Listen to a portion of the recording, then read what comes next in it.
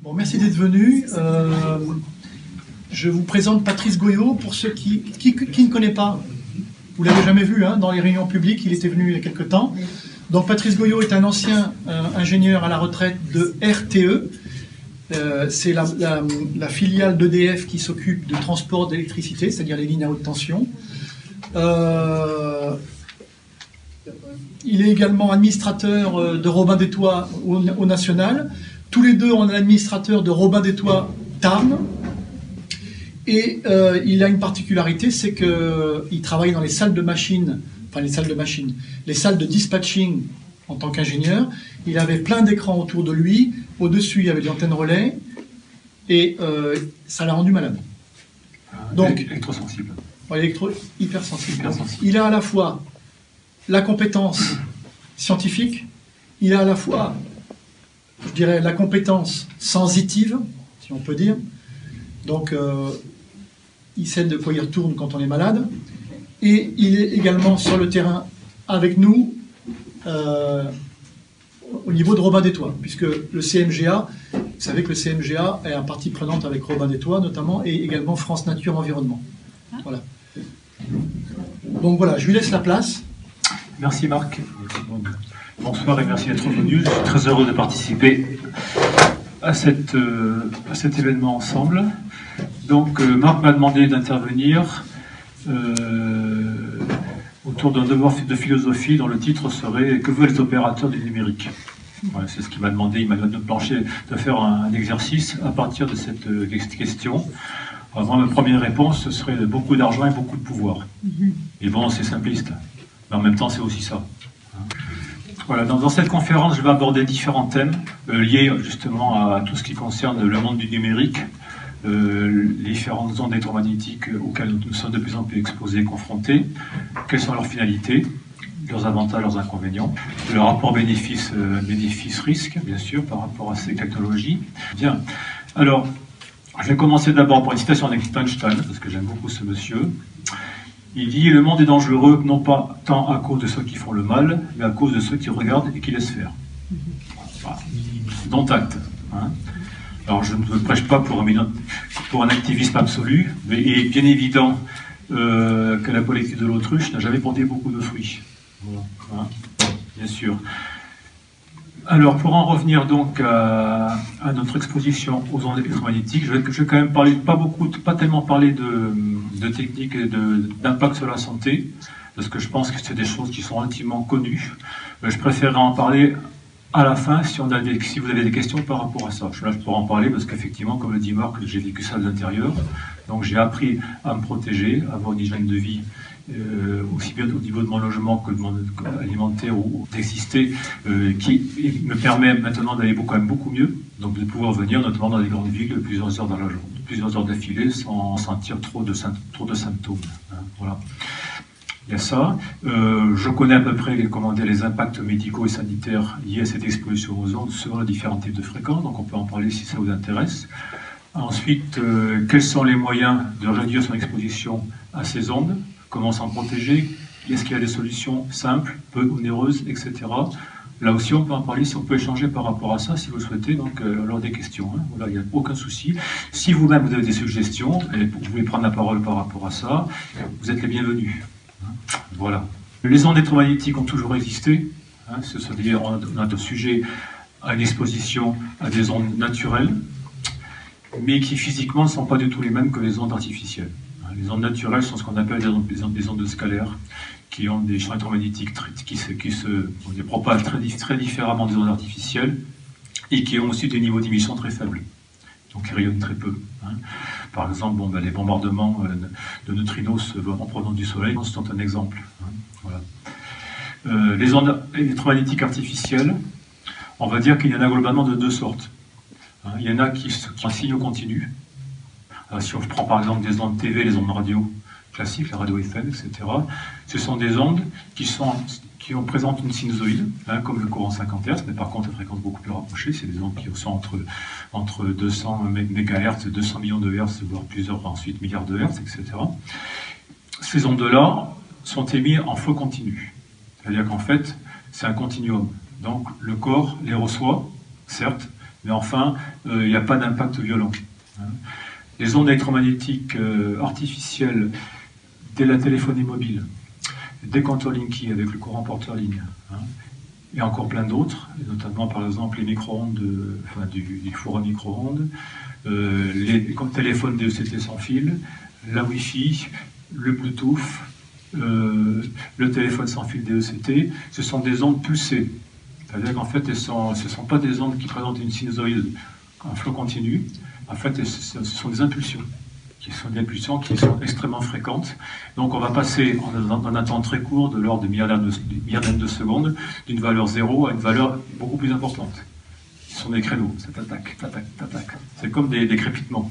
Hein. Et donc le corps et nos cellules reçoivent ça. Donc et des milliards de fois par seconde. Quand on a par exemple des fréquences comme celle de la 3G ou la 4G qui sont de plusieurs gigahertz. Hein.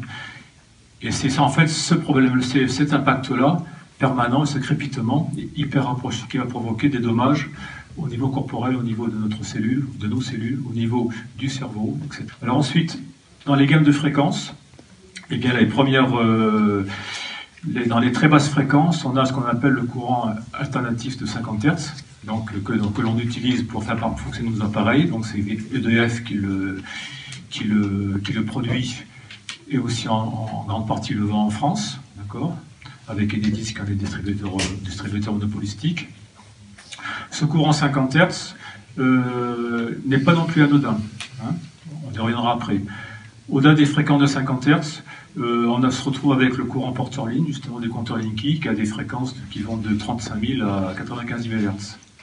Mais par contre, qui ne sont pas des radiofréquences aériennes, ce sont des fréquences qui s'établissent dans les fils électriques. Je ne parlerai pas dessus parce que je pense que vous connaissez tous, sauf si vous avez des questions.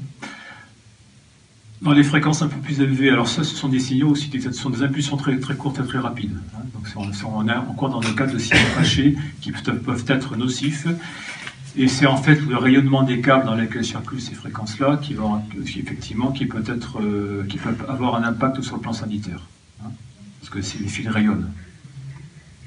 Ensuite, dans les fréquences un peu plus élevées, on va par exemple avoir ce qu'on appelle le CPL domestique, c'est-à-dire les prises Internet, par exemple, pour véhiculer le signal Internet dans votre maison à travers les câbles. Alors ça va entre 10 millions et 80 millions de Hertz. Mais par contre, contrairement au CPL du compteur Linky, ce sont des valeurs d'intensité de signaux beaucoup plus faibles. À preuve, le CPL du compteur Linky peut se propager dans les fils jusqu'à 2 ou 3 km de distance avant d'être atténué. Alors qu'un courant porteur-ligne de prise Internet, en général, c'est entre 20 et 30 mètres. Dans les fréquences supérieures, après, on a ce qu'on appelle les fréquences électromagnétiques à flot continu. Ce sont effectivement les fréquences pour émettre la télévision hertzienne, ou la TNT, pour émettre aussi les radios, la FM par exemple. Ce sont des fréquences qui vont entre...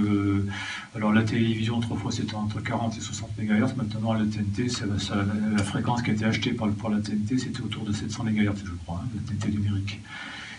Vous avez après la modulation de fréquence, donc c'est entre 88 et 100 000 MHz en France. Voilà. Et au-delà, après on se retrouve, alors il y a aussi les fréquences des compteurs Gaspard, des compteurs connectés Gaspard, qui vont être acheminés leurs données par radiofréquence avec un petit émetteur. La fréquence est des 169 millions de Hertz, 169 MHz. Alors pour faire simple, quand je parle de milliers de Hertz, on appelle ça des kilohertz. Quand je parle de millions de Hertz, on appelle ça des mégahertz. Quand je parle de milliards de Hertz, on appelle ça des gigahertz. Hein, voilà, pour simplifier le discours. À partir des valeurs de 700 MHz, on se retrouve avec les gammes de fréquences d'émission de la téléphonie mobile.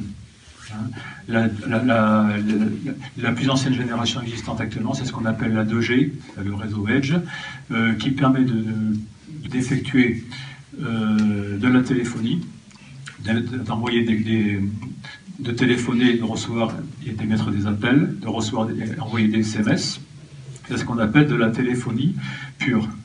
Hein. Par contre, on ne peut pas émettre et recevoir des données en masse. Hein. Ça c'est à partir de la 3G, qui est arrivée à peu près il y a une dizaine d'années. La 3G a été développée alors, à des fréquences qui vont de 800 jusqu'à 2100 MHz. Donc 2100, ça correspond à 2,1 GHz. Il y a différentes fréquences selon les opérateurs et selon les zones. Alors à partir de la 3G, en fait, on a des débits suffisants pour arriver justement à faire ce qu'on appelle de l'Internet mobile. C'est-à-dire que le téléphone n'est plus simplement un téléphone, ça devient ce qu'on appelle un smartphone. Donc on peut non seulement recevoir des SMS et téléphoner, mais aussi se connecter sur Internet, avoir des messageries, recevoir les messages, des notifications, etc. Donc on commence déjà à rentrer dans le cadre de l'Internet mobile. Voilà. Ça a été accentué avec l'avènement de la 4G il y a environ 4-5 ans, qui émet à peu près sur des bandes de fréquences à peu près semblables. Par contre, le protocole de communication des antennes de 4G est un peu différent. Là, c'est pareil, je ne rentre pas dans le détail, mais s'il y a des questions, je pourrai répondre. Quelle est la différence entre la 3G et la 4G? Et bien sûr, on s'achemine tranquillement vers ce qu'on appelle la 5G, qui va arriver, qui va commencer à être déployée peut-être dans 2 ans en France, qui va être déployée par anticipation en Suisse à partir de la fin de l'année, qui est déjà déployée aux États-Unis avec une très très forte levée de boucliers de la part des riverains, de la part des citoyens, de la part de communes aussi, de mairies, notamment en Californie. C'est aussi commencé à être déployé en Italie. Alors, ce qui est symptomatique de l'intérêt que suscite cette technologie auprès des opérateurs, pourquoi? Parce qu'ils vont gagner un argent fou. C'est qu'en fait, il n'y a aucune structure en France, dans les pays où le développement a commencé, il n'y a aucune structure prévue pour l'instant, mais par contre, ils sont déjà pas déployés. Et parallèlement à ça, dans des fréquences, on se trouve ensuite au niveau des fréquences de l'ordre entre 2 et 5 GHz, avec les réseaux Wi-Fi, les DECT des téléphones portables. Les téléphones DECT, ce sont des téléphones fixes sans fil dans les maisons. Alors, qui émettent en général autour de 2100 MHz, 2,1 GHz, donc comme la 3G par exemple, ou le 4G. Alors, ce sont les pires, ceux-là, contrairement aux apparences. Ils sont pires que les téléphones portables, dits portables. Ils sont pires que la Wi-Fi, parce qu'ils ont des portées de 300 mètres à partir de la base. Voilà. Et remplacer ça par un bon vieux téléphone fixe, avec un fil, avec un câble. Actuellement, ils en mettent partout. Les gens n'ont pas d'information selon laquelle ce téléphone est extrêmement toxique sanitairement. Non, mais je veux dire, les téléphones avec des fils, on en trouve où? Ah oui, bien sûr. Oui. Si vous avez les adresses, on est preneur. Sur Internet, vous en trouvez plein. Non, mais déjà, il existe des téléphones. Les téléphones de filaire, ça existe. Même chez Orange, ils en proposent. On peut en acheter. Par contre, il n'y a pratiquement plus de téléphones comme autrefois, c'est-à-dire des téléphones qui ne marchent qu'avec le réseau commuté, c'est-à-dire qu'ils ont juste un cadran, ils ne sont pas numériques.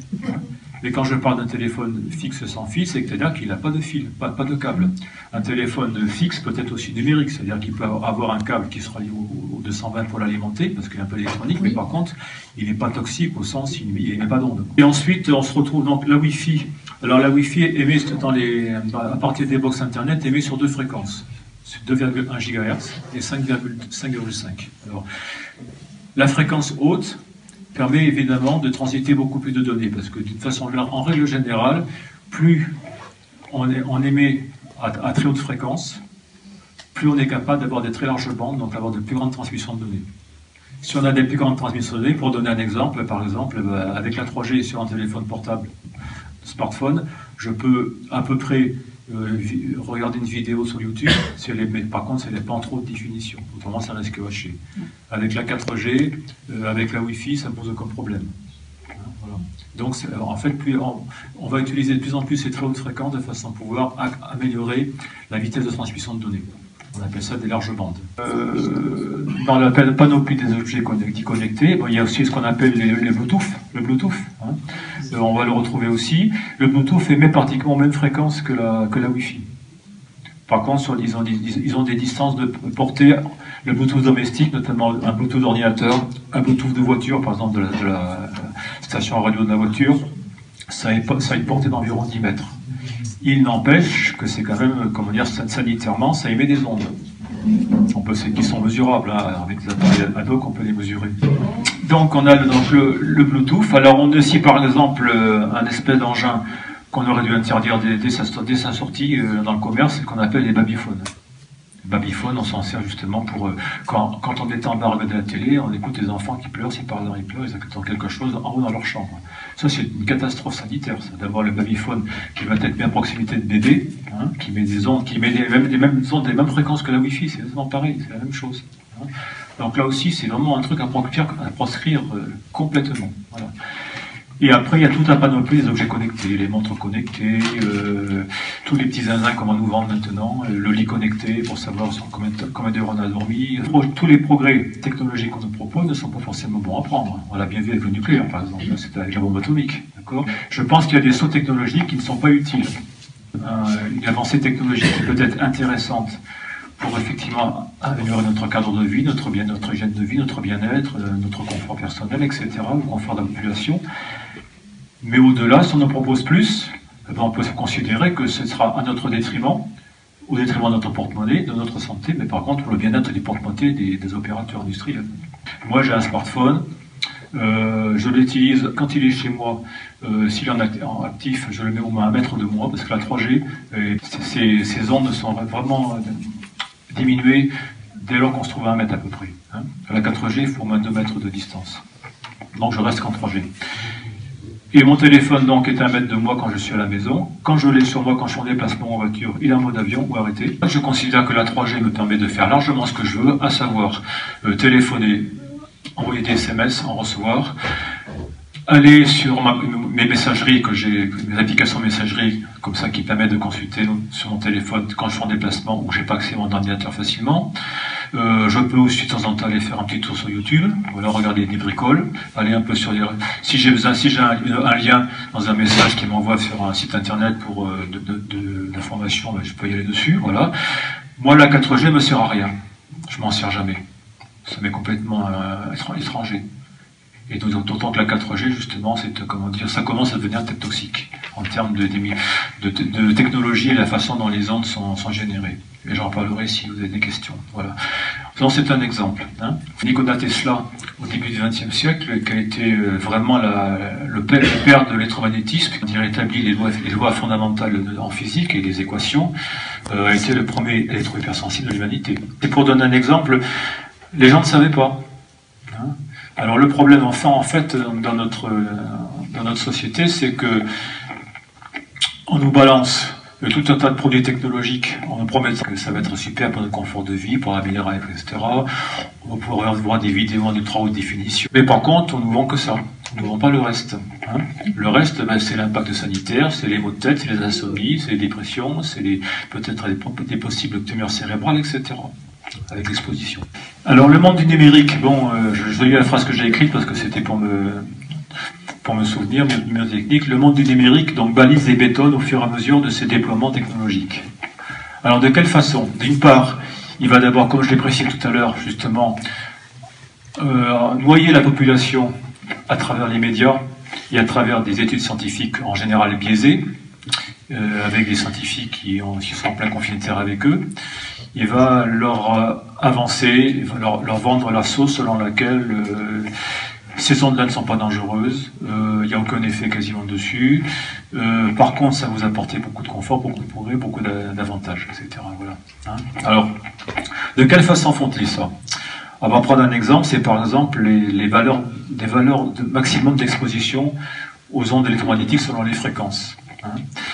Alors, vous savez que par exemple, par catégorie de fréquence, hein, il y a des normes qui sont officielles, qui ont été validées par les pouvoirs publics français, d'exposition permanente à ne pas dépasser. Si je prends le cas par exemple de la fréquence des courants portaliens du courant Linky, c'est 87 volts par mètre. Si je prends la fréquence de la téléphonie mobile, en allant des plus basses vers les plus hautes fréquences, on part de 41 volts par mètre jusqu'à 61 volts par mètre. Alors si on se fie aux expertises indépendantes qui ont été effectuées dans le monde entier depuis environ 30 ans, et des études qui ont été faites aussi, on peut considérer qu'au-delà de 6 volts par mètre, on est déjà dans des valeurs d'exposition extrêmement dangereuses. Quand on approche les 20-30 volts par mètre, c'est quasiment des valeurs létales, c'est-à-dire qui peuvent effectivement engendrer la mort à plus ou moins court terme. Alors pourquoi ces valeurs sont si hautes? Alors d'une part, scientifiquement, elles ne prennent en compte que les effets thermiques des ondes. Hein. Alors, pourquoi? Parce qu'en fait, on est encore dans le principe du micro-ondes. Années 50-60, il y avait des radars qui émettaient sur des fréquences extrêmement élevées. Les opérateurs radars étaient extrêmement malades. Donc on s'est dit, bon, il faut trouver des solutions pour les protéger. L'armée française ou américaine a vendu les fréquences d'émission des radars, de ces radars, à des opérateurs privés. C'est à partir de là qu'est née, au début des années 80, justement, la téléphonie dite mobile privée. Et ensuite, à partir du début 90, la téléphonie mobile dite publique, qui se sont établis sur des fréquences qui étaient autrefois utilisées par l'armée. Alors ils se sont dit, les radars c'était des puissances de transmission d'ondes extrêmement élevées. Si par contre on utilise ces mêmes fréquences pour transmettre ces mêmes ondes mais avec des intensités moins fortes, normalement peut-être la population ne sera pas affectée. Sauf que malheureusement elle l'est. Alors quand on émet à des très hautes fréquences, il y a effectivement ce qu'on appelle des effets thermiques, c'est-à-dire la position de chaleur. Si on téléphone pendant une demi-heure avec le téléphone à l'oreille, il est bien évident qu'on a une sensation de chaleur ici, transmission thermique, et pour preuve, quelqu'un qui téléphone depuis un quart d'heure, quand il expire, il produit de l'acétone. Il produit de l'élévation de la température de son cerveau et de son système respiratoire. Par contre, ces effets thermiques, si on peut les constater à des très hautes fréquences, c'est-à-dire dans des fréquences qui sont supérieures à 500 MHz, on ne les retrouve pas dans des fréquences plus basses. La fréquence du courant portolique est de quelques dizaines de kHz, il n'y a pas d'effet thermique. Mais par contre, il y a d'autres rayonnements. Et ces valeurs de normes ne prennent pas en considération justement ces rayonnements non thermiques. Ce qui est une grave erreur de la part des autorités sanitaires françaises. Mais ça résulte d'une intense manœuvre de lobbying de la part des opérateurs. Alors ces valeurs sont très élevées. Alors, elles ont été édictées par un organisme international, dit international, qui s'appelle l'ICNIRP. Alors c'est en fait un institut de protection, prétendument de protection des rayonnements non ionisants. Alors tout ce qui est rayonnement ionisant, c'est tous les rayonnements qu'on peut trouver dans la nature, à part les rayonnements nucléaires, radioactifs. Tout ce qui n'est pas radioactif, ce n'est pas ionisant, soi-disant. Alors ces valeurs, bien sûr, sont des valeurs qui ne tiennent pas du tout en compte des durées d'exposition, qui ne tiennent donc pas en compte les effets non thermiques, et qui ne tiennent pas compte non plus en fait des impacts sanitaires et médicaux de l'exposition aux ondes, surtout quand on est dans des zones à exposition multiple. C'est-à-dire qu'en fait on peut être exposé chez soi à la Wi-Fi, au DECT, au Bluetooth, au téléphone mobile, aux antennes relais extérieures, aux satellites qui traînent un peu partout, etc. Donc on est dans une espèce d'électrosmog permanent, on est dans un bas de fréquence. En fait, plus on est exposé à plusieurs fréquences d'origine différentes, ça va exacerber le risque de symptômes et d'effets sanitaires. Donc ça, c'est important aussi à savoir.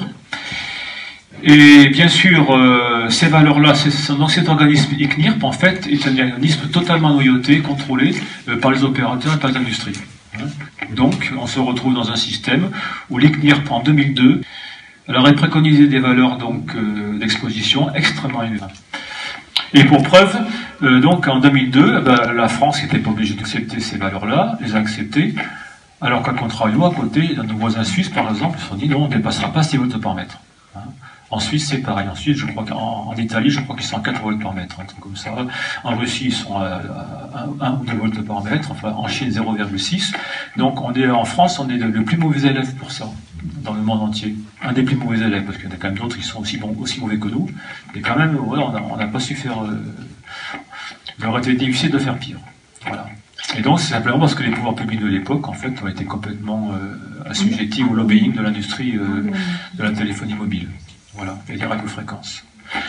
Et pour preuve, avec l'avènement de la 5G, je ferai un topo sur la 5G en fin d'intervention.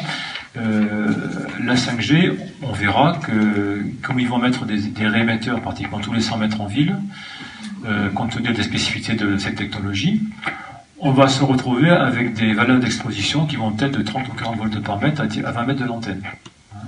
Et il y en aura partout en ville. Donc l'ICNIRP, Malines, a proposé récemment l'élévation des normes actuelles. Ce sera on va passer de 61 volts par mètre à 90 volts par mètre pour les zones domestiques, dites d'habitation, et à 200 volts par mètre pour les zones dites de travail. Donc les zones industrielles, zones de commerciales, zones d'activité. Ensuite, pour l'implantation d'antennes relais et de toute antenne susceptible d'émettre des ondes, que ce soit du compteur Linky, que ce soit les compteurs AOG avec le système Aquarius, que ce soit Gaspard pour le gaz. En fait, c'est la simplification des règles administratives.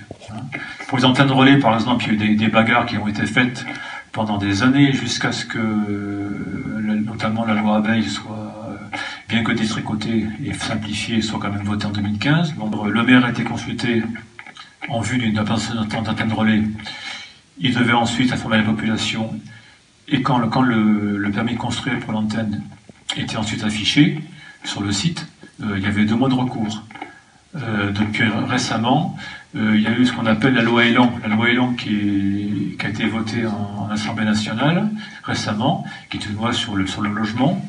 Mais il y avait l'article 51 qui était ce qu'on appelle un cavalier législatif, dans lequel, justement, on détricotait complètement la loi Abeille. Par exemple, le délai de recours passait de 2 mois à 1 mois, les règles administratives étaient simplifiées, le maire ne pouvait plus s'opposer à l'implantation d'antennes relais, hein.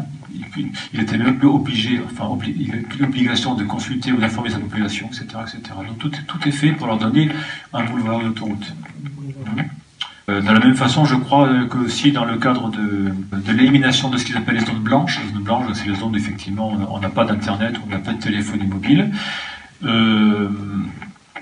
les opérateurs sont incités justement à faire ce qu'il faut pour les éliminer. En contrepartie, on leur donne de gros avantages en termes de rachat, d'achat des fréquences justement sur lesquelles ils vont émettre. Pratiquement la gratuité. Ensuite, donc, on a bien vu qu'il y avait ce qu'on appelle le déni des risques sanitaires. Hein. Alors, il y a beaucoup d'études qui sont biaisées parce qu'on sait qu'une étude scientifique se fait à partir d'un protocole établi. Si le protocole établi à l'avance est faussé, ça s'est vu par exemple lorsque l'Agence française nationale des fréquences a fait des mesures de compteur Linky. Si on regarde le protocole, je ne rentre pas dans le détail, mais c'est du grand n'importe quoi, il se ridiculise dans la façon dont le protocole a été établi. C'est un protocole totalement hors sol, qui permet d'avoir des résultats qui n'ont rien à voir avec la vraie vie. C'est exactement ce qu'on appelle, c'est comme des aliettes, hein, des mesures de pollution faites en laboratoire qui n'ont rien à voir avec ce qui se passe dans la réalité. Là, les mesures d'exposition de fréquence, c'est la même chose, c'est exactement pareil. Donc on a des études qui sont biaisées en termes de résultats, et les études indépendantes qui donnent des résultats relativement alarmistes quand même par rapport aux ondes. Les autorités sanitaires soit les dénient, soit les récusent. Hein. Donc on est dans un système où enfin, on est dans un déni complet des normes sanitaires. En plus, il y a tellement de causes multifactorielles de risque de maladie dans les populations liées à l'environnement, de pollution de l'air, alimentation, etc., que c'est extrêmement difficile de dire qu'effectivement, oui, si je suis malade, c'est à cause des ondes. Hein. Si à côté de ça, il y a la pollution de l'eau et compagnie, c'est difficile d'identifier la véritable cause, bien sûr. Donc ils l'ont facile. Hein. Et ensuite, il y a ce qu'on appelle la fabrique des consentements. Hein. La fabrique du consentement, c'est une théorie qui est utilisée depuis des décennies par les politiques, par les gens politiques, par ce qu'on appelle les spin doctors, des conseillers, des présidents et tout ça. Ce sont des manœuvres manipulatoires qui permettent de manipuler l'opinion pour leur faire accepter quelque chose sur lequel ils avaient des réticences. Hein. Alors le compteur Linky est très intéressant parce que le compteur Linky qui a été imposé de façon complètement antidémocratique, sans aucune consultation des populations, sans consentement, sans débat public, ni scientifique d'ailleurs, ni technique. Hein. Les conditions de déploiement, on sait ce qu'elles sont, c'est catastrophique. Hein. Et les pouvoirs publics se rendent compte qu'il y a effectivement, en face, il y avait une nouvelle bouclier, il y avait une résistance intégrale. C'est la réaction logique à quelque chose qui est imposé par la force dans le défi démocratique le plus complet. Qu'est-ce qu'ils font? La Commission nationale du débat public a été missionnée pour installer un débat public participatif sur toute la France. hein, où la population est invitée à aller sur les sites internet ad hoc pour donner son point de vue. Il y aura des scientifiques qui sont triés sur le volet pour répondre aux questions, et avec la participation d'Enedis, bien sûr, parce qu'ils sont incontournables sur la question, etc. Ça vise à quoi? Ça vise simplement le pouvoir public. Enedis, eux, ne remettent pas en cause le déploiement. La commission de débat public non plus. Le NIMKI est légitime pour eux, c'est légal. Le déploiement est légitime, c'est légal. Qu'est-ce qui se passe en fait? Simplement, c'est que la population est trop conne pour bien comprendre les enjeux. Donc il faut leur expliquer. C'est simplement une question de pédagogie. Voilà, c'est tout. Donc le débat public, c'est ça. C'est la raison pour laquelle nous rebondons tout, on n'y participe pas. Hein, on l'a dit. Voilà. Alors, donc, je vais maintenant faire une revue des domaines industriels qui sont acteurs de cette transformation numérique. Hein, et je vais commencer par l'électricité. Voilà, c'est un domaine que je connais bien quand même. Alors, dans les années 70-80, à l'époque où les radiofréquences existaient très peu, notamment il n'y avait pas de téléphonie mobile encore, que de téléphonie privée par satellitaire avec des appareils qui étaient gros comme ça. Ouais. On voyait ça dans les films avec les mafieux de la drogue, avec les cartels qui se téléphonaient entre eux, comme ça, dans un avion. C'était mignon. C'était les années 70-80, ça c'était en Colombie. Et puis, en fait, on était déjà sensibilisé à la problématique des ondes. Mais là, c'était les ondes très basse fréquence. Quand on dit très basse fréquence, c'est les 50 Hz. Hein. Les réseaux électriques d'EDF généraient des ondes. EDF le savait, mais bien sûr ne le communiquait pas. Et dans le début des années 80, il y a eu des études qui ont été faites auparavant au Canada, qui n'ont jamais été publiées. Il y a eu des études qui ont été faites au centre département d'études de recherche des années 80 à EDF, et ils ont pondu un rapport qui était carrément explosif, justement par l'impact des tensions sur la santé du vivant, parce qu'il n'y a pas que les humains, il y a aussi les animaux, hein, les vaches qui sont autour des pylônes. Et ce rapport était tellement explosif qu'en fait il a été mis à la poubelle par EDF, enfin pas mis à la poubelle, mais en tout cas il a été quand même dissimulé, hein, et c'était vraiment, c'était un rapport rédhibitoire, c'était vraiment un brûlot par rapport à tout ça. Mais là je vous parle des lignes de tension, bon par exemple, pour vous donner une idée des précautions à prendre, il ne faut jamais habiter à proximité de lignes de tension, même de lignes moyenne tension 20 000 volts par exemple, ce sont des lignes qui sont en souterrain ou en aérien, proches des habitations dans les agglomérations, même dans les communes, même dans la ruralité. Et moi j'ai 3 exemples de personnes qui sont devenues trop sensibles parce qu'elles avaient une moyenne tension qui passait dans leur jardin, au-dessus de leur tête dans leur jardin, alors qu'elles aimaient le jardinage, etc. Donc elles ont été trop hypersensibles. Il ne faut pas résider en permanence à une distance correspondant à 1 mètre par kilovolt de la ligne. Si par exemple la ligne fait 20 000 volts, 20 kilovolts, il ne faut pas être à moins de 20 mètres. Hein. Si la ligne c'est une très haute tension qui fait 400 000 volts, 400 kilovolts, il faut être à moins 400 mètres, etc. C'est une règle de base, mais c'est un minimum. Donc il faut faire attention aussi. Les transfos sont encore plus dangereux parce que ça rayonne énormément, ce sont des bobinages, donc ça rayonne beaucoup, donc faites attention. Si vous êtes à proximité d'un transformateur de quartier notamment, ou d'un poste électrique. Hein.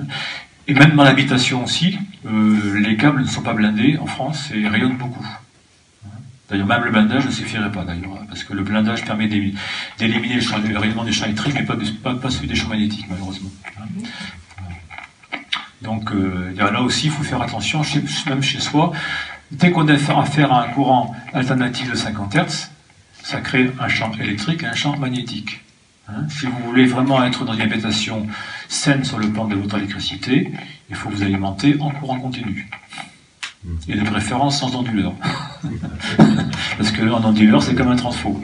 Donc, là, quelles sont les finités des compteurs Linky? Le compteur Linky, on en a largement parlé, c'est pas la peine de revenir dessus, sur la technologie.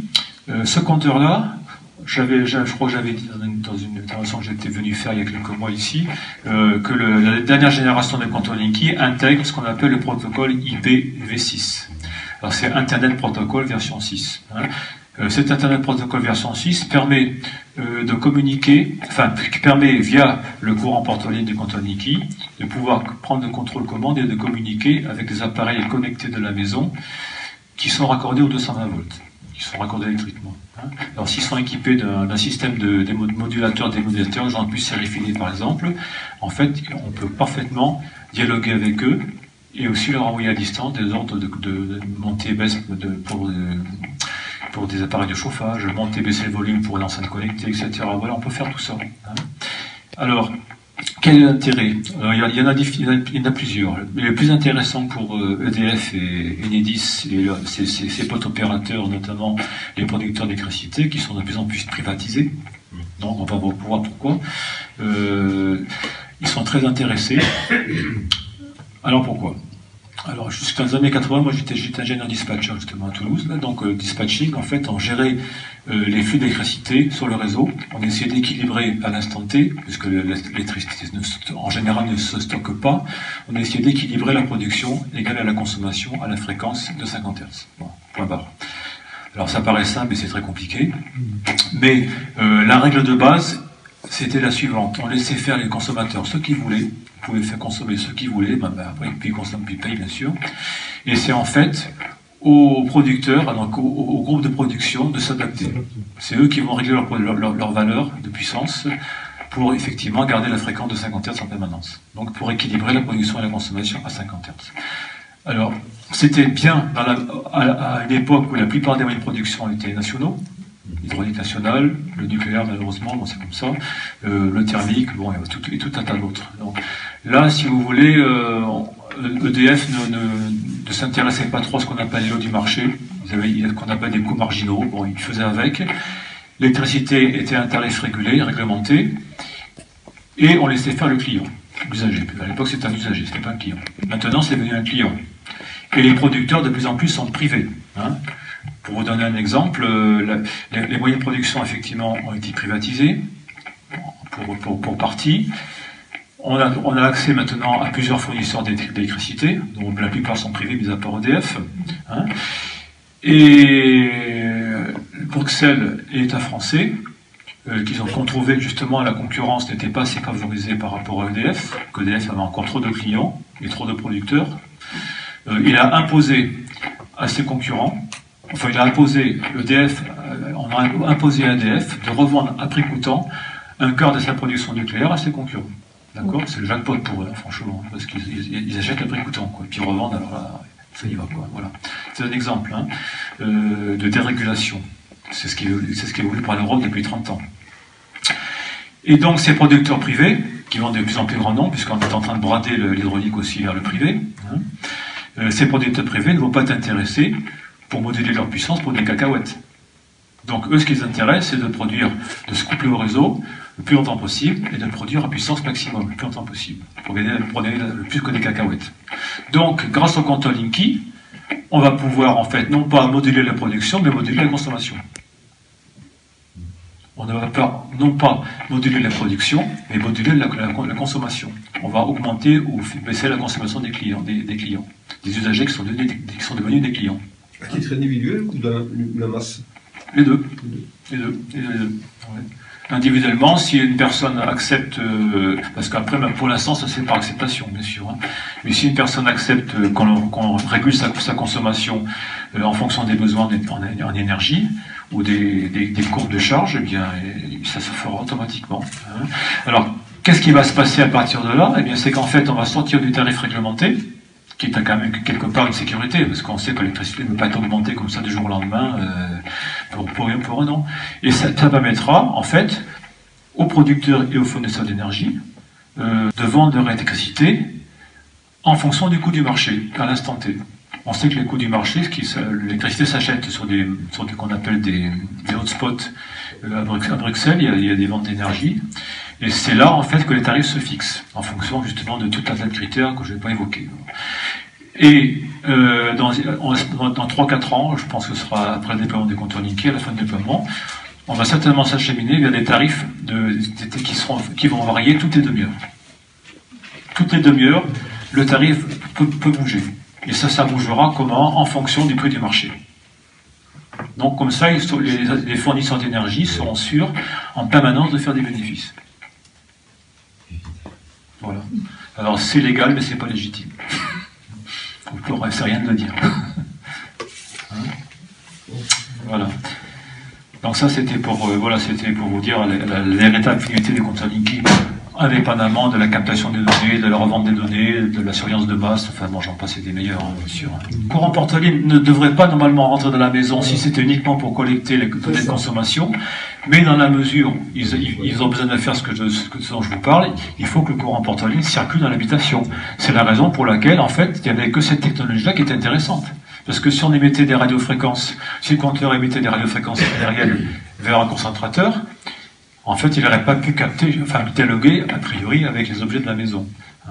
Si on envoyait les consommations par la DSL, par Internet ou par fibre optique, c'était pareil, on ne pouvait pas non plus avoir un dialogue avec les appareils de la maison. Il n'y a que le courant Portaline qui était capable de faire ça. C'est la raison pour laquelle ça a été choisi. Au labo de Robin et Toit, on a mis au point un détecteur de courant Portaline, justement, et puis on a fait le test dans une maison qui n'était pas équipée de compteur Linky, mais dont les voisins l'avaient. On a bien vérifié, in situ, que le courant Portaline était, même sans compteur Linky dans la maison, on avait des trames de courant Portaline, bien sûr. Il peut pas, le compteur n'est pas équipé de filtres, donc s'il n'y a pas de filtre solaire au niveau du compteur, nécessairement le courant Portaline pénètre dans l'habitation. Bien sûr, l'exemple, c'est intéressant. On avait envoyé une mission téléphonique d'aller faire 3 régions. C'était dans les Deux-Sèvres, je crois, dans les côtés de Niort. Alors en fait, c'était Enedis et le syndicat d'énergie des Deux-Sèvres qui, dans la grande mansuétude, prenaient en compte les cas de 2 électrohypersensibles,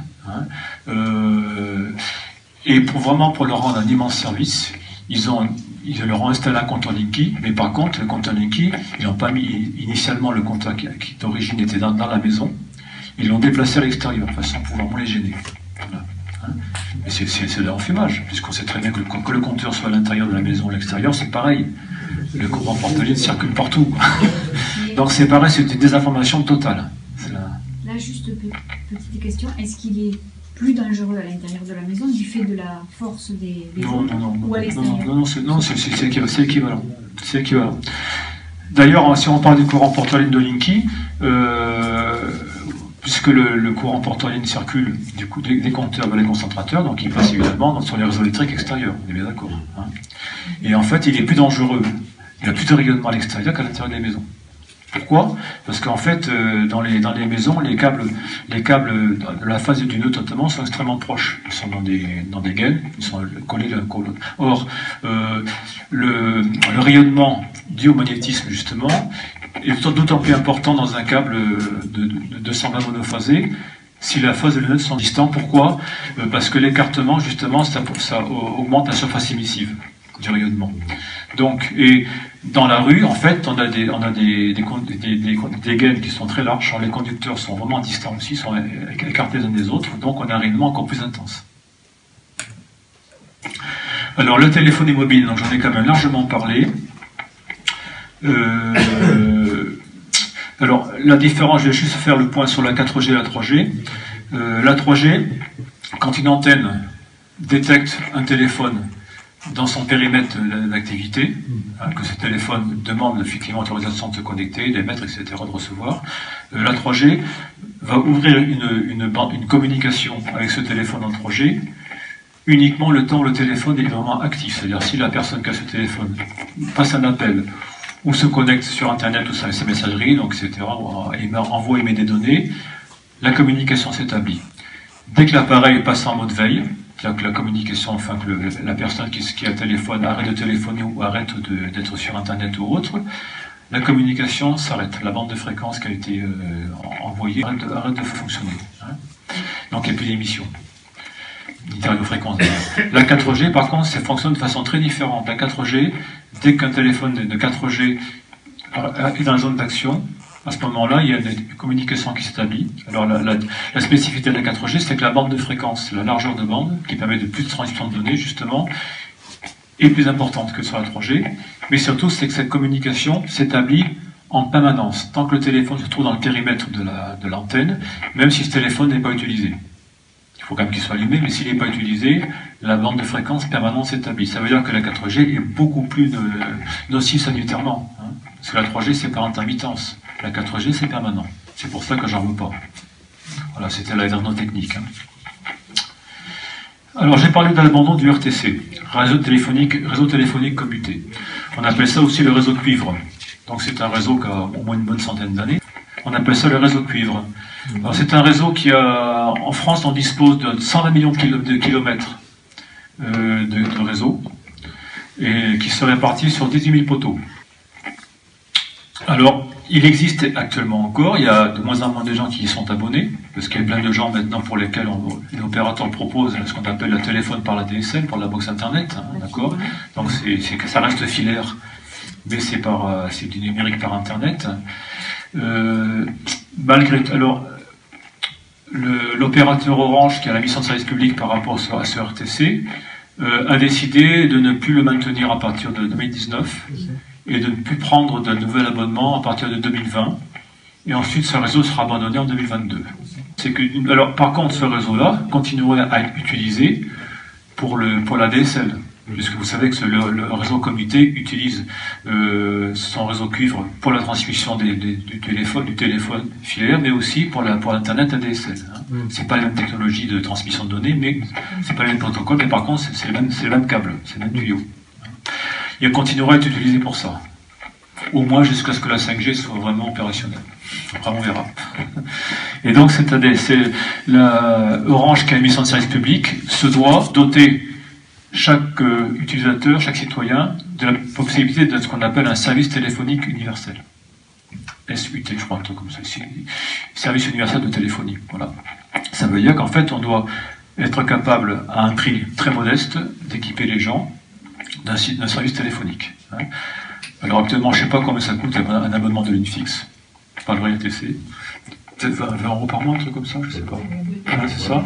Bon, là, ils vont justement continuer à proposer ce service minimal à 22 € par mois, mais par contre, évidemment, alors avec un modem, donc une espèce de box simplifiée, qui ne permettra que de se raccorder qu'à un réseau téléphonique. Il n'y aura pas d'internet, il n'y aura pas de télé, il y aura juste une box simplifiée qui permettra de téléphoner. Hein. Il n'empêche que c'est quand même un réseau internet, enfin un réseau numérique. D'accord ? Et le pire, c'est qu'il y a certains opérateurs, SFR en premier, qui eux veulent aller plus loin. Ils vont utiliser les anciennes lignes, je crois. Alors ils vont simplement en fait doter le téléphone dit fixe d'une carte SIM. Ouais. Voilà. Donc là, on aura encore un téléphone mobile fixe, quoi. Voilà. Alors, ce qu'il y a aussi, c'est que ce réseau téléphonique commuté, si par exemple on avait un blackout généralisé d'électricité en France, hein, permettait un minimum de communication. Alors, à ceci près que les centrales téléphoniques sont quand même alimentées par des 44 volts. Hein, donc il faut quand même des batteries. Mais bon, les batteries, avec un groupe électrogène, on peut les alimenter aussi, il n'y a pas de souci. Hein.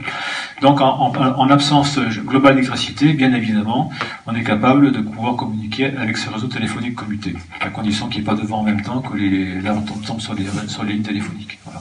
Comme ça s'est produit en 1999. Donc, les pouvoirs publics, les opérateurs mettent des œufs dans le même panier, puisque ça veut dire qu'en fait, le jour où on sera entièrement dépendant d'électricité, le jour où effectivement il n'y aura plus rien, eh ben, on n'aura plus rien. Hein, c'est retour à la bougie, puis au pigeon voyageur. Alors maintenant, on va passer donc à la 5G. Alors, donc la 5G, alors c'est un exemple manifeste de ce qu'on appelle la mondialisation des technologies. Hein. La 5G, ça va en fait être déployé à partir des réseaux de satellites. Il y en aura environ 6 à 700, qui seront installés à environ 1200 km de la surface de la Terre.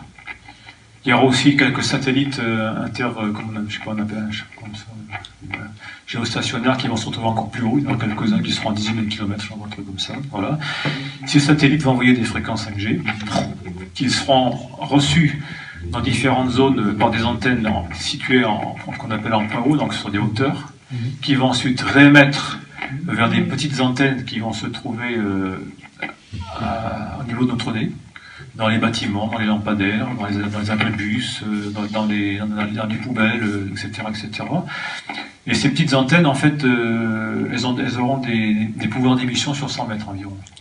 Ça veut dire qu'en fait, il faudra tout relayer tous les 100 mètres. Alors pourquoi? C'est parce que plus on monte en fréquence d'émission, et plus en fait la distance de propagation est faible. Hein, quand on a des fréquences, par exemple de l'ordre de quelques mégahertz, on peut avoir, c'est une question de longueur d'onde, on peut avoir des distances de propagation sans atténuation de signal de plusieurs kilomètres. Quand on arrive à des fréquences comme ça de la 5G, qui vont aller de 5 GHz à 30 GHz, voire plus dans le futur, là on se retrouve confronté justement à des distances de propagation très faibles, avant atténuation, et surtout, la moindre obstacle arrête l'onde. Par exemple, les feuilles des arbres.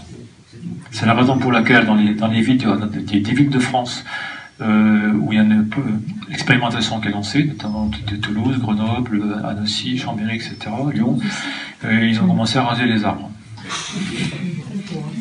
Mais ils disent pas que c'est pour ça, attention. Ils disent pas que c'est pour ça. Voilà. Si. Voilà, ça a commencé en Angleterre, en Europe, là, et en Angleterre, ça fait une levée de bouclier, la population s'est révoltée contre ça. Ouais. Voilà. Mais c'est arrêté par les bâtiments aussi. Ah oui, bien sûr. Et bien alors, il faut pas enlever les bâtiments. Mais pas par les fenêtres, C'est pour ça qu'ils vont mettre des répéteurs, carrément, ils vont demander l'autorisation des populations pour mettre des répéteurs carrément au niveau de leurs fenêtres. Voilà. De toute façon, ils proposent même aux gens maintenant, ils vont leur proposer de mettre des mini-antennes Wi-Fi chez eux, qui vont récupérer ici un 5G justement dans l'habitation, puis ils vont les mettre à l'intérieur. Comme ça, on n'a plus de problème de propagation. Enfin, ils sont malades, de toute façon, ils ont toutes les astuces. Donc, et en plus, ces petits émetteurs vont collaborer entre eux, hein, de façon à pouvoir focaliser le signal avec une intensité maximum. Hein. Alors, ils sont obligés de quand même se limiter en puissance, hein, parce que les émetteurs 5G qui émettent à des fréquences de 30 GHz, c'est carrément, ça cuit son mono, quoi, quand même, hein, c'est très dangereux, quoi. Donc, ils font attention à ne pas mettre trop de puissance, c'est pour ça qu'ils en mettent tous les 100 mètres. Hein. Alors ça va permettre de faire prospérer l'industrie des objets connectés, bien sûr, hein, donc du numérique. Ça va permettre aussi, en installant partout sur les bords des routes, de faire fonctionner les voitures autonomes, hein, bien sûr. Ça va permettre aussi de gagner énormément d'argent, à tel point que structurellement, rien n'est encore vraiment prévu en Europe pour déployer ces réseaux. Mais déjà, ils y pensent fortement, il n'y a même pas des téléphones qui vont, enfin bon, etc. Pourquoi? C'est parce qu'en fait, ils se sont rendus compte que dans le monde entier, la technologie 5G, l'industrie du 5G, va faire gagner environ 1300 milliards de dollars aux opérateurs. 1300 milliards de dollars sur les 10 ans à venir. Donc vous voyez un peu le pactole. C'est un jackpot. Hein, voilà. Et là, effectivement, on va se retrouver... Le 5G, c'était dénoncé par des cohortes de médecins, il y a tout un tas en Allemagne, justement, il y a un appel de centaines de médecins, aux États-Unis aussi, en Angleterre, enfin partout, qui exhortent vraiment les gouvernements à stopper ce déploiement, parce que c'est réellement génotoxique. C'est génotoxique. C'est encore le mot est faible. Quand on sera tous morts, ils n'auront plus personne. C'est leur problème après, hein, bien sûr. Oui, quand il n'y aura plus personne pour payer. Il y aura des malades, ça montera le pic. Ouais. Donc, alors, qu'est-ce qui va se passer au fin du fin? En fait, j'avais conclu dans mon truc, je disais, le dernier titre, c'est de l'univers à l'uni.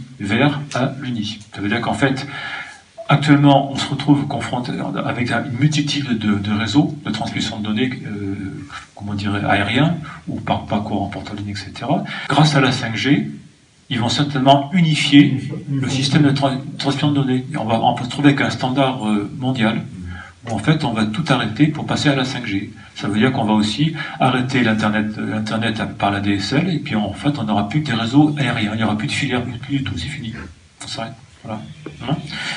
Donc, pour conclure, parce que Marc me presse là, je dirais simplement qu'il faut réfléchir à une véritable alternative pour ne pas justement revenir à la bougie et puis au pigeon voyageur. Il faut une alternative qui permet d'être modérée dans notre consommation de numérique, hein, réfléchir à nos besoins, et surtout aussi agir pour ne pas subir un futur sans avenir.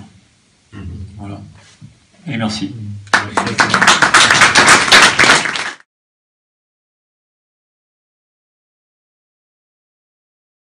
Ça sera plus simple. Donc Robin des Toits, c'est une association, ce qu'on appelle aussi une ONG, organisation non gouvernementale, qui a été créée en 2004. Alors, son action au départ consiste à lutter pour modérer la prolifération des antennes relais dont l'implantation en France de devenir hors contrôle. Elle a été actrice majeure dans la mise en œuvre de la loi du Grenelle des ondes en 2007, je crois, c'est ça, 2007 ou 2008 2007, je crois, Grenelle des ondes.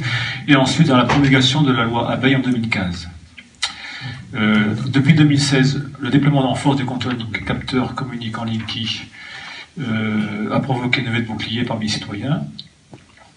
Robin des Toits s'est inscrit dans cette action, et à présent le déploiement attendu de la 5G avec l'abattage des arbres qui en résulte pour que les ondes très haute fréquence puissent circuler librement suscite de multiples inquiétudes. Voilà. Donc Robin des Toits se met en ordre de marche face à ce défi.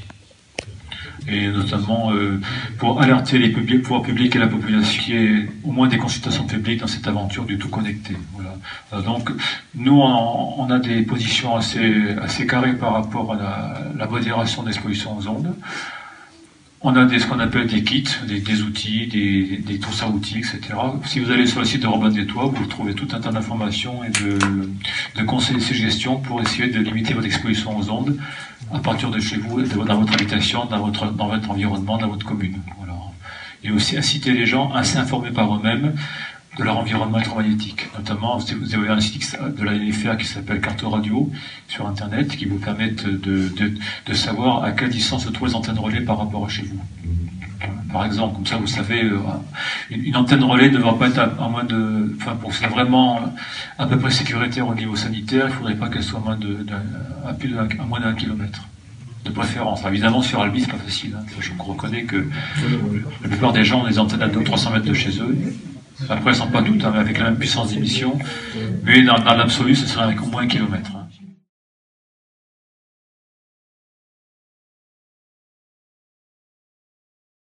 Ben, la fibre, c'est un conducteur. C'est un câble. La fibre optique, en fait, c'est une fibre de verre synthétique qui est capable de transmettre 30 capacités de données, bien plus que la Wi-Fi, bien plus même que le câble RJ45, on appelle ça le câble Ethernet, sur des très très grandes distances sans atténuation de signal. Même EDF, au début des années 2000, en fait, a commencé à équiper tous ces réseaux électriques, notamment haute tension, de fibre optique, de façon à pouvoir ensuite vendre de la fibre, justement, enfin, vendre, comment dire, de la transmission de données à des communes, à des collectivités, avec des particuliers, etc. Alors c'est un réseau qui fonctionne extrêmement bien. Ce qu'on peut regretter, c'est que ce début des années 2000, il n'y ait pas une décision nationale qui a été prise pour tout équiper en fibre optique. On aurait comme ça pu éviter la téléphonie mobile notamment, ou en tout cas l'acheminement des réseaux 3G, 4G sur des grandes distances par radiofréquence aérienne, simplement arroser les localités. Ce qu'il ne faut pas perdre de vue, c'est que quand les opérateurs vous disent, téléphonie vous disent on vous vend la fibre, on vous pose la fibre, c'est pas vrai, parce qu'en fait c'est un mélange de fibre et de transmission aérienne. C'est un mélange. Par exemple, ils vont avoir par exemple des antennes relais qui vont communiquer entre elles par réseau hertzien, mais ensuite, il y aura peut-être de la fibre qui va arriver jusqu'à la commune. L'antenne relais se trouve à peut-être un kilomètre du village, ensuite ils vont mettre un réseau de fibre optique. Voilà. Ou alors c'est peut-être l'inverse. L'antenne relais va envoyer sur la commune en fait, du réseau hertzien, puis ensuite il y aura effectivement un modulateur, démodulateur qui va ensuite alimenter la commune en fibre. C'est une prévision de réduire le nombre d'antennes parce que... Oui, tout à fait, oui, bien sûr. La fibre optique, pour nous, c'est une technologie idéale. Mais il aurait fallu que ce soit un enjeu national. Ça aurait dû être un chantier national. C'est pas à confier à des opérateurs privés. C'est au niveau départemental, déjà, c'est une volonté quand même. Alors justement, dans la zone de Castres, dans la commune de Castres, justement, ils ont décidé de généraliser la fibre optique.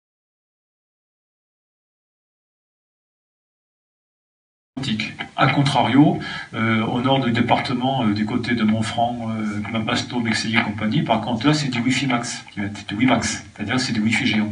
Comme ils n'ont pas d'internet, ils ont très peu de téléphonie, enfin ils ont des grosses antennes de téléphonie mobile, mais par contre pour avoir de l'internet, ils proposent ce qu'on appelle du WiMax, c'est-à-dire qu'ils vont mettre une grosse antenne qui va recevoir des modulations de fréquences donc équivalentes à 3G, 4G.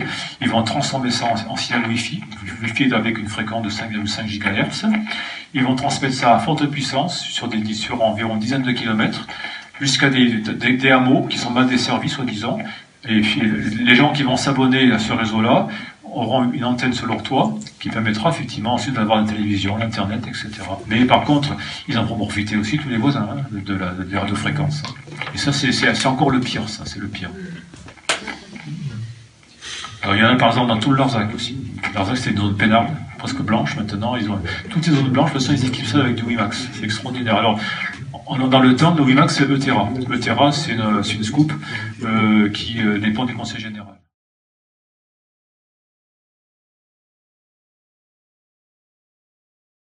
Alors, au labo de Robin des Toits à Toulouse, on teste aussi des filtres. On en a testé 3 ou 4. Alors, pour faire simple, il existe deux catégories de filtres. On appelle ce qu'on appelle les filtres parallèles et les filtres série. Alors, les filtres série sont en général les plus chers, les plus lourds, les plus gros, encombrants. Et ils se branchent en fait en série sur l'installation électrique entre le compteur et le tableau électrique. Ils sont en général plus lourds parce qu'équipés de ce qu'on appelle de tores en ferrite. Ce sont des grosses structures en ferrite qui permettent justement de stabiliser le signal et de mieux le filtrer par la suite. Un filtre, c'est composé, en général, d'une façon générale, c'est en fait une capacité et une résistance. Il y a une capacité et une résistance sur la phase, sur le neutre, et ça en fait évacue la gamme de fréquences à filtrer vers le réseau de terre. Alors ensuite, on a ce qu'on appelle les filtres parallèles. Les filtres parallèles, ce sont des simplifiés. En général, c'est comme des boîtiers CPL d'Internet qui se branchent directement sur une prise. Voilà. Alors ceux-là sont en général moins chers. Ça ne veut pas dire qu'ils marchent moins bien. Justement, on en a testé 3 ou 4. Et on s'est rendu compte que le filtre à 59 €, pour une maison de 100 mètres carrés, il en faut simplement 2, qui se branchent directement sur une prise, donc sans intervention d'un électricien, a une très bonne atténuation du courant porte-ligne de compteur Yankee. Alors on retrouve une sinusoïde presque parfaite. On a tout l'écrêtage qui s'en va. Voilà. A contrario, des filtres que je nommerai pas, qui coûtent entre 600 et 1200 € n'ont pas des performances extraordinaires. Alors ce qu'il y a aussi, c'est que la capacité d'un filtre à filtrer dépend aussi justement du courant qui circule dans l'habitation. En général, un courant dans l'habitation est alimenté par un courant qui fait quelques dizaines d'ampères. Si par exemple, si on a un abonnement de 6 kW, ça veut dire qu'on est capable de recevoir un courant jusqu'à 30 ampères. Si c'est 12 kW, c'est 60 ampères, etc. La plupart des filtres commencent à voir leur performance baisser à partir de 40 ampères de circulation de courant. Donc il faut choisir ces filtres en fonction de ces critères-là aussi. Il y a des filtres qui disent qu'ils sont performants jusqu'à 40 ampères, d'autres jusqu'à 60, donc il faut bien choisir, il faut faire attention. Voilà. Et aussi, pour qu'un filtre soit efficace, il faut que le réseau de terre de l'habitation soit assez correct aussi. Parce que comme les fréquences filtrées sont envoyées vers la Terre, il est nécessaire que le réseau de terre soit bon.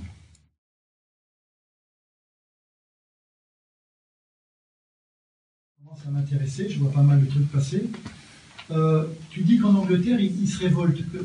Sous quelle forme? Comment ça se passe? Justement, ça a commencé par la synchronicité entre l'abattage des arbres et les expérimentations de 5G avec des antennes qui étaient installées, justement.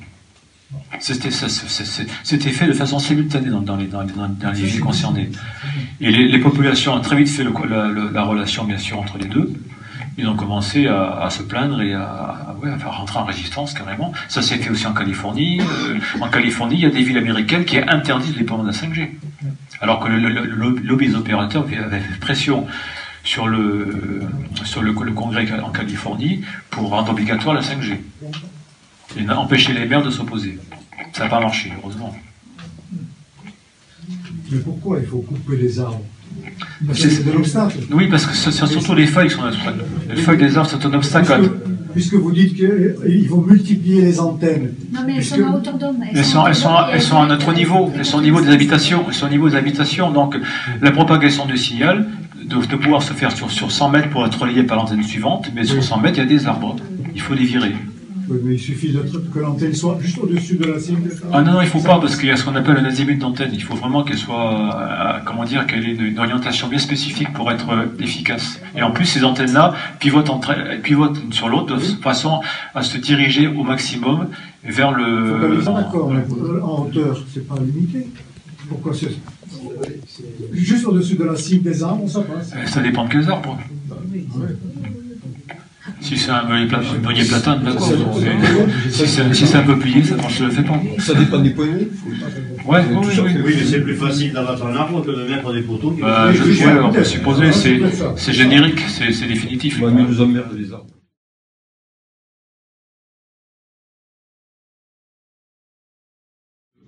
Pour les filtres? Ah, ben bien sûr que non. Alors il y avait autrefois des filtres justement qui étaient agréés EDF parce que EDF lui-même les utilisait, notamment ce qu'on appelle les circuits bouchons d'autrefois. Comme on sait que les réseaux électriques sont des véritables éponges pour tous les rayonnements haute fréquence qui circulent dans l'atmosphère, et donc les câbles électriques les absorbaient, et ensuite on retrouvait un signal très sale du 50 Hz justement dans les habitations. Alors, à partir des années 80, conscient de ça, EDF s'est mis à installer sur tous ces réseaux électriques, en fait, ce qu'on appelle des circuits bouchons. C'est effectivement un système de filtration qui permettait d'éliminer toutes les fréquences parasites supérieures à 1000 Hz. Mais avec l'avènement des compteurs Linky et des courants porte-à-ligne, qui a des fréquences circulantes de plus de 10 000 Hz, et bien, ils ont enlevé tous les circuits bouchons. Donc on a une électricité encore plus simple qu'avant, même sans Linky. Quel était l'inconvénient justement de ces courants parasites pour EDF? Eh bien, c'est que ça faisait un signal très sale. En fait, on avait comme pour le courant porte-à-ligne de Linky, on avait la sinusoïde de 50 Hz qui était écrétée, avec des harmoniques, avec des fréquences qu'on n'arrivait pas à maîtriser. Et ça perturbait beaucoup le fonctionnement des appareils électriques de grande puissance, comme les moteurs, comme les fours à arc, etc. Enfin, tous les appareils qui ont de l'électronique de puissance. Ils ont fait le pari de perturber quand même ces appareils. Absolument, oui, bien sûr, tout à fait. Oui. Ils ont fait le pari, comme tu dis, oui. Espérons qu'ils vont le perdre. Dans la mesure où c'est une installation interne privée, ils peuvent réagir. C'est-à-dire, tu parles par rapport au filtre? Par rapport au filtre. Alors, ils ont quand même mis des bémols, notamment dans les conditions générales de vente, qui étaient sorties de façon unilatérale il y a un an. Ils expliquaient dans une des clauses, je crois qu'il fallait surtout pas qu'une installation du client génère des harmoniques qui pourraient perturber le réseau extérieur d'électricité. Alors justement, c'est les filtres qui étaient concernés, parce que le filtre, dans la mesure où il y a effectivement un condensateur, ou une inductance, peu importe, c'est une électronique qui génère des courants parasites en termes d'harmonique. Harmoniques, ce sont des harmoniques qui donnent des valeurs multiples de la fréquence de 50 Hz. Hein, voilà. De la même façon que le courant porte-à-ligne du compteur Linky génère des harmoniques aussi d'ailleurs. Hein. Voilà, c'est ça qui va perturber justement les appareils domestiques de la maison, hein, qui les fait dysfonctionner, voire tomber en panne. Hein. Et donc, parce que les moteurs électriques, par exemple, des industries ou des ateliers, des artisans, enfin tout ce qui est électronique de puissance, électricité de puissance, génèrent beaucoup d'harmoniques, notamment au démarrage et à l'arrêt, qui vont perturber le réseau extérieur. Donc en fait, EDF se prémunit de ça. Par contre, maintenant, il ne se préveut pas d'injecter chez les clients, justement, par le compteur Linky, des courants parasites. Est-ce que ça veut dire que les filtres sont hors la loi, ou par rapport à un problème d'assurance éventuellement, ou... Non, pour l'instant, c'est un peu non, parce que les conditions générales de vente disent que le client ne doit pas polluer le réseau extérieur, mais bon, il faut encore qu'il en apporte la preuve. Il faut qu'il vienne faire des mesures. Et en plus, un filtre, ça m'étonnerait que le filtre génère des harmoniques qui passent à travers le compteur et qui polluent vraiment le réseau extérieur. Le réseau extérieur est déjà largement pollué, je peux te dire. Par EDF lui-même, d'ailleurs.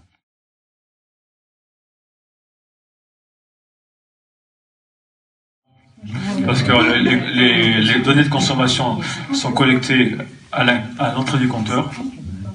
Les filtres, en fait, ils vont filtrer le courant porte-ligne entre le compteur et la maison. Donc ça n'empêche pas l'émission des données, la collecte et l'émission des données vers le concentrateur. Ça n'empêche rien. Par contre, le filtre empêchera justement le compteur Linky de pouvoir établir une connexion et un contrôle-commande avec les appareils connectés de la maison.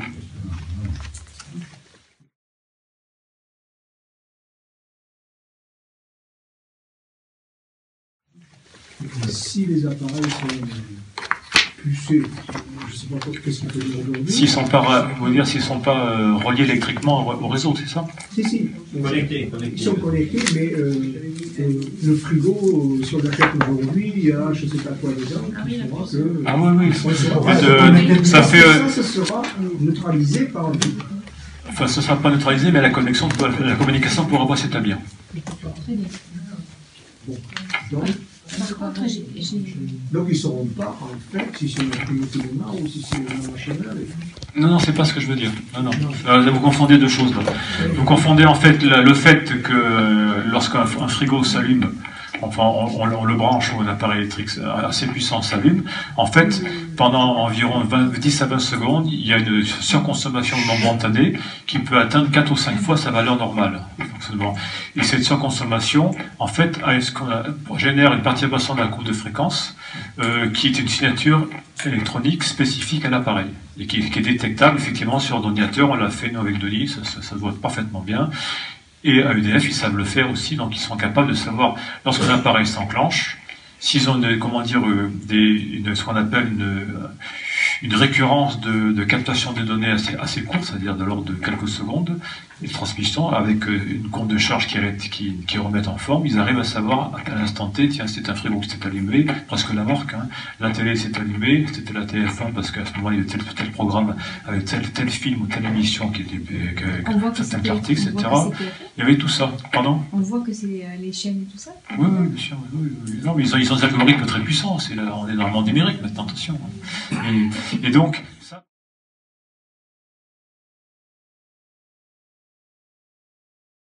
Et donc, ça, par contre, c'est ce qui fait déclencher le compteur Linky, enfin, ce qui fait déclencher l'interrupteur dans le compteur Linky, parce que lui a une tolérance zéro. Donc, je vous dis, un appareil qui s'enclenche a une consommation momentanée jusqu'à 4 fois supérieure à sa valeur normale. Donc, ça peut vraiment aller comment dire, au-delà de la puissance souscrite par l'usager, et donc faire déclencher le compteur Linky, alors qu'avant, le disjoncteur AGCP qui lui effectivement faisait la veille avait une tolérance beaucoup plus importante. Hein. Donc c'est une raison majeure de déclenchement. Ce dont je parlais, c'était simplement le fait que par le courant porteur ligne, on puisse prendre le contrôle commande d'un appareil connecté.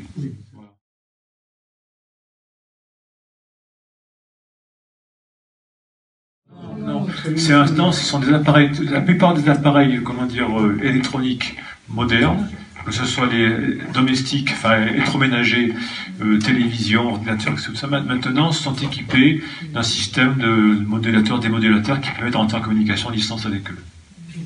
Par le courant porteur ligne, ou par aussi des émetteurs récepteurs de radiofréquence. Hein. Justement, le compteur Linky est équipé on peut en ficher ce qu'on appelle un module émetteur radio Linky, qui émet de la fréquence proche du Wi-Fi, et qui permet de communiquer avec tout appareil qui est équipé aussi du modulateur équivalent à l'intérieur d'usine. Et ça permet aussi, c'est complément par rapport au courant porteur ligne, parce que si un objet connecté n'est pas relié au 220, s'il fonctionne avec une pile par exemple, eh bien avec l'ERL on peut rentrer en communication avec eux. Donc ça veut dire que l'ERL plus le CPL du compteur Linky, on a le contrôle de toute la domotique de la maison.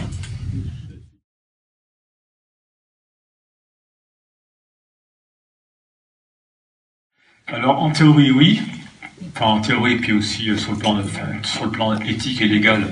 La CNIL a demandé, et EDF soi-disant, Enedis s'y est conformé, c'est-à-dire que la courbe de charge que le client équipé des compteurs Linky pourra aller voir consulter sur le site internet dédié, devrait avoir des points horaires. Et pas demi-horaires, normalement. Bon. Sauf que ces points horaires, ça correspond à une moyenne de valeurs qui ont été calculées directement dans le compteur Linky lui-même, qui est un microprocesseur le compteur Linky, c'est un petit ordinateur. Donc, la question est de savoir si qu'est-ce qui est transmis au centre de traitement d'Enedis. Est-ce que c'est la valeur moyenne ou est-ce que c'est l'ensemble des valeurs qui ont été collectées? À quel pas de mesure, on ne sait pas. Et ensuite, la valeur moyenne est calculée sur place. On ne sait pas. Hein. Moi, je pense que en fait, la recommandation de la CNIL, c'est de l'enfumage pur et simple. Parce qu'en fait, Enedis, c'est très bien qu'il peut récupérer toutes les données qu'il veut des compteurs Linky. Pour preuve, quand on regarde les trames de courant porteur ligne qui circulent dans une maison ou à l'extérieur, il y en a des tonnes. Il y en a pratiquement, dans une maison, il y a environ entre 6 et 10 grammes par minute. Donc ils ne nous disent pas que les données sont collectées 2 fois par jour, c'est pas vrai. C'est du grand n'importe quoi. Donc je pense personnellement que combien entre 6 et 10 par minute. Entre 6 et 10 par minute. 6 et 10 par minute. Ouais. C'est eux qui envoient des pics, c'est ça? Non, c'est le courant porteur ligne en fait qui émet des données, qui transite des données. Ces données-là vont vers le centre de traitement d'Enedis. Donc on peut considérer qu'un compteur en moyenne émet entre 6 et 10 grammes de données par minute vers Enedis. Ça veut dire qu'ils captent les données de chez nous, de notre consommation? Oui, c'est ça, 10 fois par minute. Donc la CNIL, elle peut rien pour ça, elle est débordée par tout ça. Non, c'est pas qu'elle est débordée, simplement que ça correspond encore à une fabrique c'est un enfumage par rapport à la population.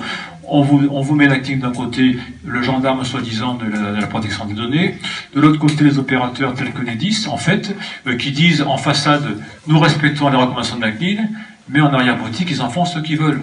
Et Enedis revend les données. Enedis revend les données qui collectées chez les clients.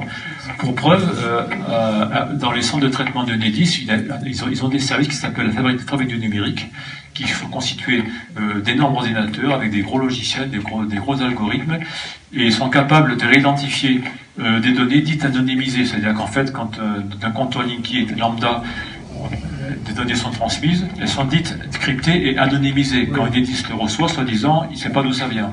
Sauf que quand même, il connaît le point de livraison, le client a facturé, après tout. Cela étant, il passe ça dans une grosse babasse, et ensuite cette babasse est tellement puissante et tellement de capacité logicielle qu'elle est capable de réidentifier les données qui sont reçues et de les relocaliser à la maison près. Et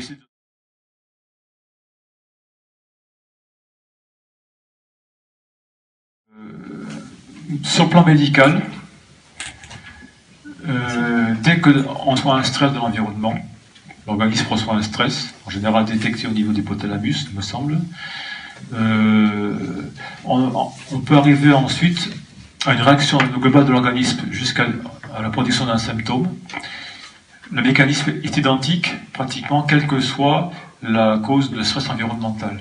Qu'on soit en présence d'une pollution sonore, bruit des éoliennes par exemple, pollution électromagnétique, une pollution, un stress psychologique, une pollution de l'air, tout ce qu'on veut, en fait, qu'est-ce qui va se passer? L'organisme détecte ça, l'hypothalamus, il envoie ce qu'on appelle un message de stress oxydatif à toutes les cellules.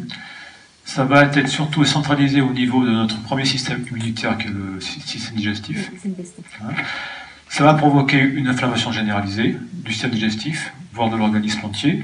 Alors, d'abord, au niveau du système digestif, ça va provoquer la perte de perméabilité de la paroi intestinale. La paroi intestinale, les intestins, c'est pas considéré comme intérieur à l'organisme, parce que le sang n'y circule pas. C'est la partie extérieure. Tout ce qui va d'ici jusqu'à l'anus, c'est considéré comme extérieur. Je l'ai pas vu comme ça. C'est pas intérieur. L'intérieur, c'est le reste. Donc la paroi intestinale, c'est en fait la barrière entre l'extérieur et l'intérieur de l'organisme. Si cette paroi intestinale devient poreuse, perd sa perméabilité, les toxines du système digestif liées à ce stress oxydatif, donc liées à cette conséquence extérieure, vont passer à travers cette paroi intestinale, ils vont aller dans le sang. Elles vont baigner, donc le sang va irriguer les cellules du corps et des organes de ces toxines, qui peuvent dans un premier stade générer des maladies inflammatoires de type auto-immune. Spondylarthrite ankylosante, polyarthrite, maladie de Crohn. En allant plus loin, on peut se trouver aussi dans une situation, et ça il était bien mis en évidence médicalement que les ondes électromagnétiques le génèrent, de ce qu'on appelle l'ouverture de la barrière hémato-encéphalique. C'est ce qui va protéger en fait le cerveau des toxines venant du sang. C'est comme une espèce de filtre. La barrière hémato-encéphalique en fait protège lorsque le sang pénètre cette barrière pour aller dans le cerveau pour irriguer les cellules neuronales notamment, permet justement d'éviter que les toxines se propagent à l'intérieur. C'est une protection. Et entre autres, donc les ondes électromagnétiques, leur exposition, justement, provoque cette ouverture de barrière hémato-encéphalique. Alors heureusement, c'est pas irréversible, mais provoque souvent cette ouverture et pour des durées prolongées, notamment tout le temps d'exposition. Et à ce moment-là, les toxines fuient dans le sang et on se retrouve avec des maladies neurodégénératives. Alzheimer, Parkinson, sclérose en plaques, autisme, tumeurs, hein, voilà, les tumeurs, le gliome, le neuroblastome, etc. Voilà, on retrouve des choses comme ça. Donc, si vous voulez, la toxicité de l'environnement extérieur, hein, dont fait partie les ondes, justement, hein, c'est une des causes de l'ouverture de ces barrières donc, intestinales et hémato-encéphaliques, qui va provoquer tout un tas de pathologies. Et c'est aussi la raison pour laquelle c'est difficile de dire, par rapport à notre environnement qui est maintenant extrêmement pollué, j'ai tel symptôme, c'est lié à l'exposition à ci ou à ça. C'est vachement difficile. Voilà. Mais par contre, l'exposition aux ondes, indépendamment du mécanisme que je vous décris, les symptômes, c'est en général de l'insomnie. Alors pourquoi l'insomnie? C'est parce qu'en fait, notamment la Wi-Fi, par exemple, la Wi-Fi la nuit dans la maison. La Wi-Fi, c'est une fréquence de 2,4 ou 5 GHz. Mais par contre, cette fréquence-là, le signal s'affaiblit extrêmement vite avec la distance. Donc, on a imaginé d'utiliser une porteuse pour allonger la longueur de l'émission du signal. Et la porteuse de la Wi-Fi, c'est 10 Hz. 10 Hz, c'est la fréquence globale de fonctionnement du cerveau. Le cerveau, quand il émet des signaux interactifs avec les différentes cellules, c'est à peu près cette valeur-là. Et quand on est en activité dans la journée, donc lorsque il n'y a pas de production de mélatonine, le cerveau a des valeurs de fonctionnement qui sont autour de 12-13 Hz. Hein. Par contre, la nuit, pour arriver à l'endormissement, il faut que le cerveau descende en dessous de ces 10 Hz. Autrement, il n'y a pas d'endormissement possible. Si on est en présence effectivement de ces rayonnements-là, on maintient une activité cérébrale au-delà de cette fréquence-là, notamment avec la Wi-Fi, et qui empêche l'endormissement. Pas pour tout le monde, mais en tout cas pour des personnes, oui. Est-ce que tout le monde a compris? C'est bien clair, hein, c'est très intéressant ça. Donc, parce qu'il faut savoir que dans les écoles, on dit le Wi-Fi c'est pas dangereux parce que quand on mesure au bout de 3-4 mètres, c'est pas dangereux. Mais ce qu'ils savent pas, c'est pour ça que l'information du groupe qui s'occupe des écoles, on pourra en parler de ça, ce qu'ils savent pas, c'est que le Wi-Fi utilise une porteuse, un peu comme le courant électrique utilise des fils électriques, hein, c'est la même chose, une porteuse qui est la même fréquence pour nous permettre de nous endormir. Voilà. Donc les gosses qui ne dorment pas, qui sont surexcités, etc., il ne faut pas chercher plus loin, hein, s'ils ont le Wi-Fi partout dans les écoles. Et ça, on a un rôle à jouer, nous. Et chez eux aussi, chez eux, les parents aussi. Et bien sûr, à la maison. Donc éteindre la box, éteindre le Wi-Fi la nuit.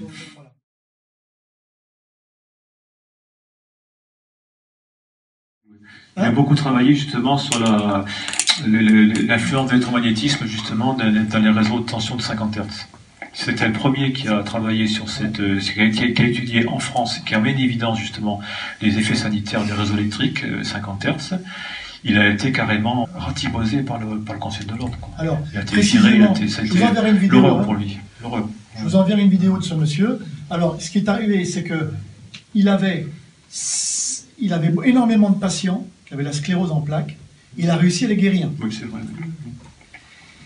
Et les 600 patients qu'il a guéris, à peu près, je crois, ils sont montés au créneau pour le défendre, parce qu'il a été radieux du Conseil de l'Ordre. Évidemment, les autres ils y sont allés à fond, puisque la sclérose en plaques, c'est chasse gardée, on y va pour les médicaments. C'est très simple, hein, c'est le commerce. Ils sont montés au créneau, et Jacques Chirac l'a gracié. Donc il y a quand même une belle fin dans cette histoire. Voilà. C'est intéressant ce que dit Marc, parce que depuis une quarantaine d'années, il y a quand même beaucoup d'experts, de scientifiques qui ont fait des études très sérieuses, pas biaisées et indépendantes, et qui ont obtenu des résultats alarmants par rapport à cette problématique d'ondes. Ils ont systématiquement été l'objet de lynchage politique, médiatique et professionnel. Il y a des médecins, effectivement. Il y a des hommes politiques aussi qui sont assez courageux. Et puis, il y a des gens comme nous aussi les citoyens. On est là pour prendre de l'info et essayer de trouver des solutions pour transmettre l'info. Plus on transmettra l'info, plus l'opinion publique finira par se dire, voilà,